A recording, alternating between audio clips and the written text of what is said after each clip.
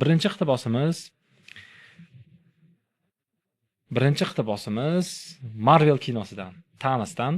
Men bu iqtibosni bu yerda ishlataman deb o'ylamadim, lekin hammamizga kerak deb o'ylayman bu. Biz hammamiz kimnidir storiyasida, ya'ni kimnidir hikoyasida, hayotida yomonmiz. Yomon insonmiz. Thanosning o'zi bu iqtibosni, bu gapni Avengers, ya'ni o'sha qasoschilarga qarab ishlatiladi-da, aytadi. Yarim insoniyatda, o'zi yarim umuman tirik jonzotlarni qirib o'rayotganda sen yomonsan deganda, u hamma kimdir hayotda yomon deydi. Yengil qaralgan gap, lekin o'ylab qarasak, haqiqatan ham shunaqa. Biz har doim odamlarga yoqishga harakat qilamiz. Nega bizni yoqtirishmayapti? Nega laykimiz kam? Nimaga meni eshitishmayapti? Nega uni inson meni yomon ko'radi? Nima yomon qildim deyishga harakat qilamiz. Ich-ichimizdan hammaga yoqishga harakat qilamiz. Bu yoshligimizdan bor. Bizga qarab kulishsa xursand bo'lamiz, bizga qarab xo'mrayishsa xafa bo'lamiz. Endi insoniyat tarixida hammaga yoqqan inson bormi? Insoniyat tarixida kim uchundir yomon inson sifatida qolmagan inson bormi?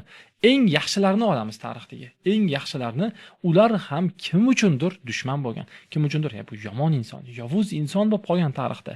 Malcolm X'ni olamiz, qora tanlilarni tub-tubidan chiqib, millionlab qora tanlilarni kambag'allikdan olib chiqib, ularga g'oya berib, maqsad berib, dinni o'rgatib, ustoz bo'ldi va oxiri nima qildi?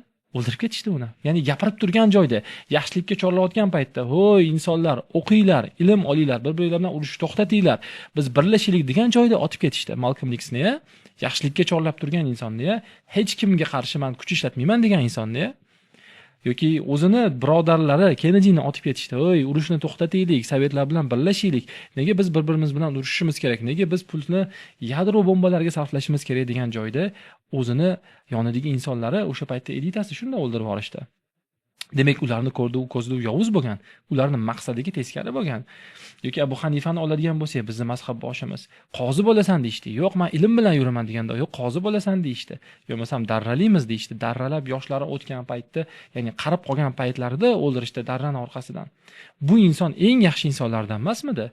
Yoki men hech kimga umuman yomonlik qilmayman, meni qo'limdan hech kim ozor ko'rmayman degan inson bor edi, Mahatma Gandhi, Hindistonda. Britaniylardan, ya'ni Britaniya imperiyasidan ozod qilgan Hindistonni. Shu insonni ham o'zini millatdoshlari o'ldirdi. Va lekin Mahatma Gandhining tarixini o'qisangiz ham, u 5 toifa insonlar uchun dushman bo'lgan. Dushman deganda qanaqa? Yomon inson deb ta'riflashgan uni. Ya'ni britaniyaliklar yomon deb aytishgan. "Hey, biz bosib olgan joylarni bu ozodlikka chiqarmoqchi, bizni mulklarimizni, yerlarimizni tortib oldi" degan. O'zimizdan uzoqqa ketmaymiz. Amir Temur, biz o'rtaga skverga haykalini qo'yib qo'yganmiz. Tarixda o'qiymiz, uni nevaralari, uni farzandlari hammasi bizda buyuk insonlar deb ta'riflanadi. Boshqa davlatlarga boring, u bosib olgan davlatlarning tarixida u yomon inson qilib ta'riflanadi. U bizni yerlarni bosib olgan deb aytishadi. Xuddi shunaqa. Ya'ni biz o'zimiz ham mana uzoqqa bormaylik. Ya'ni sovetlarni, biz Sovet ittifoqini bizga o'zimiz yomon deb aytamiz. Bizni erkinligimizni olishgan, resurslarimizni olishgan, paxtalarimizni olib suvlarimizni quritgan deb aytamiz. Ular esa o'zini yaxshi deydi va bizni yomon deyishi mumkin. Xuddi shunaqa biz har doim eng yaxshi inson bo'lsak, mana shu ro'yxatdagi yaxshi insonlardan ham yaxshi bo'lsak, yoki bu darajaga yetmagan bo'lsak, farqi yo'q. Kimnidir istoriyasida, kimnidir hayotida, kimnidir miyasida biz yomon odammiz. Shunchaki biz qilayotgan ishimiz uchun. Shunchaki siz dunyodagi eng yaxshi ishni qilayotgan bo'lishingiz mumkin. Maktab ochib, bolalarni o'qitayotgan bo'lishingiz mumkin, aytishi mumkin, u meni maktabimga bormasdan buni maktabiga boryapti. Ya'ni sizni konkurent deymiz, o'zbek tilida raqobatdoshingiz gapirishi mumkin. Yoki o'zi umuman shu maktabga bera olmayotgan insonlar bolasini gapirishi mumkin. Istalgan holatda. Bu narsani tekshirish qiyin emas. Shunchaki istalgan bitta mashhur insonning intervyusini toping-da, o'zidan muvaffaqiyatliroq, o'zidan mashhurroq inson haqidagi berayotgan fikrini diqqat bilan eshiting. Eshitayotgan paytingizda ozgina hasadni belgilarini, ozgina yomon ko'rayotgan joylarini, ozgina u mana shunaqa yo'llar bilan erishib qolgan degan joylarini eshitib qolasiz. Endi qarang, agar u intervyuga millionlab, yuz minglab ko'rishlar bo'ladigan intervyuga shu gaplarni gapirayotgan bo'lsa, yolg'iz qolganda qanaqa gaplarni gapirar ekan? Yolg'iz qolganda qanaqa gaplarni gapirish mumkin? Xuddi shunaqa, ya'ni u gapirayotgan inson shunchaki u bitta sohada bo'lgani uchun, uni muxlislarini olib qo'yaptimi, uni pullarini olib qo'yaptimi, unga raqobatdosh bo'lyaptimi, farqi yo'q. Shunchaki yomon ko'rib qolish mumkin va yovuz yo'q, yomon deyish mumkin. Bir insonni biz yomon deb ishonsak, confirmation bias deydi, ya'ni tanlab turib qarash, tanlab turib fikrlash, biz uni yomon xislatlarini o'zimizga olamiz. Istalgan tarixdagi inson, istalgan eng yaxshi inson kim uchundir yomon. Siz ham kimnidir hayotda yomonsiz, ishonmang. Bu nima degani?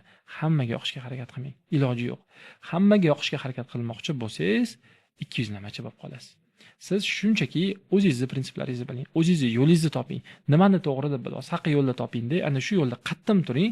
Istalgan jiddiy ish qilmoqchimisiz, albatta sizni yomon, yovuz deb biladigan insonlar bo'ladi.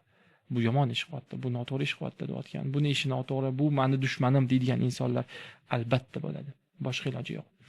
Shu o'rinda men uzr so'rab ketishdim paytida bo'laman. Men ham ba'zi asli yaxshi insonlarni yomon deb o'ylagan bo'lishim mumkin. Yoshlik paytimda, nechadir yillar avval mana shu narsalarni tushunmagan paytimda noto'g'ri gapirib qo'ygan bo'lishim mumkin. Mabodo ko'rib qolgan bo'lsanglar, men sizlarni hammanglardan uzr so'rayman. Men endi sizlarni yomon inson deb bilmayman. Shunchaki hammamiz endi hamkasbmiz, hammamiz bitta yo'ldamiz. Bir ishni biz bir ishda kelishmaganimiz, bir mavzuda kelisha olmay qolganimiz bizni bir-birimizni yomon ko'rishimizni, bir-birimizga dushmanligimizni bildirmaydi. Inson odatda qanaqa boshqa insonlar uni hayotida yovuz bo'lib qoladi deb o'ylaydi.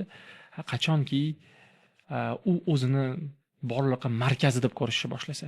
Men markazdaman, atrofdagi hamma fon. Ona GTA o'ynaysiz-ku, GTA o'ynaganingizda siz asosiy o'yinchisiz, qolgan hammani turtib ketaverasiz, mashinasi bo'ldi, bosib ketaverasiz, mashinadan tushiraverasiz. Bu fonoviy anaqa backgroundda non-playable character deydi. Boshida hammamiz yoshligimizda shunaqa. Hammani yoshligidan o'tgan bo'lsa kerak shu fikr. O'zi qolganlar rostakasimikin? Qolganlarning ham qalbi bormikin? Qolganlarning ham fikri bormikin? Qolganlarning ham bir tush ko'rarmikin? Hammamizdan o'tadi bu narsa. Payt kelib aqlimizni yig'ib olganimizda biz tushunamiz. Hamma insonlar ham odam, hamma ham odam. Sizni tekshirayotgan odam ham odam. Sizni chegaradan o'tkazmayotgan odam ham, u ham o'zining ishini bajaryapti, uni ham oilasi bor. Sizni shtrafga solayotgan gayimi, sizni shtrafga solayotgan o'sha ichki ishlarni, ular ham odam, ular ham ishini bajaryapti, ularning ham oilasi bor, ularga ham buyruqlar tushgan. Hamma odam degan tushunchaga kelasiz va yovuzlar birdaniga kamayib ketib qoladi hayotingizda. Chunki siz hammani ham dardi borligini tushunasiz. Hamma ham o'z hayotida o'zini yovuz insonlarga egaligini tushunasiz. Mana shunga qancha vaqtli yetib kelsangiz, shuncha asabiy saqlanib qoladi.